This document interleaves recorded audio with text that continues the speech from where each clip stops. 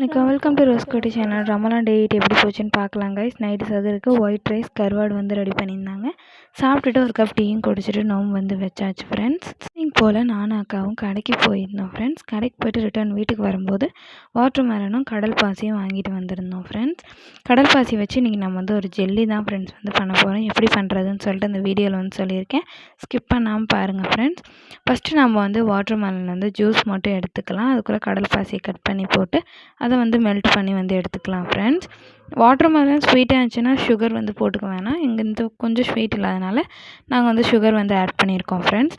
நல்லா ஆட் பண்ணி அதில் ஜூஸ் மட்டும் நம்ம வந்து எடுத்துக்கலாம் ஃப்ரெண்ட்ஸ். அதுக்குள்ளே கடல் பாசியும் வந்து ரெடி ஆகிடுச்சு. நம்ம அரைச்சி வச்ச ஜூஸை வந்து ஒரு தட்டுக்கு வந்து ட்ரான்ஸ்ஃபர் பண்ணிக்கலாம். நான் வாட்டர் மெலன் வந்து கட் பண்ணி போட்டிருக்கேன். அது வேணால் ஆப்ஷனல் தான், வேணால் போட்டுக்கோங்க, இல்லைனா வேணாம் ஃப்ரெண்ட்ஸ். செஞ்சு வச்சுருந்த கடல் பாசி நம்ம வந்து சேர்த்துக்கலாம் ஃப்ரெண்ட்ஸ். சேர்த்து கொஞ்ச நேரம் ஃப்ரீஸ் பண்ணி எடுத்தோம்னா ஜெல்லி வந்து ரெடி ஆகிடும்.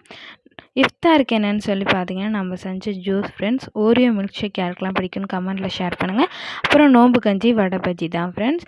இந்த வீடியோ பிடிச்சா லைக் பண்ணுங்கள், ஷேர் பண்ணுங்கள். மறக்காமல் ரோஸ்கோட்டி சேனல் சப்ஸ்கிரைப் பண்ணி பக்கத்தில் இருக்க பெல் பண்ணி ப்ரெஸ் பண்ணுங்கள். அஸ்ஸலாமு அலைக்கும், பாய் காய்ஸ். நெக்ஸ்ட் ஒரு ரம்லான் vlogல பார்க்கலாம்.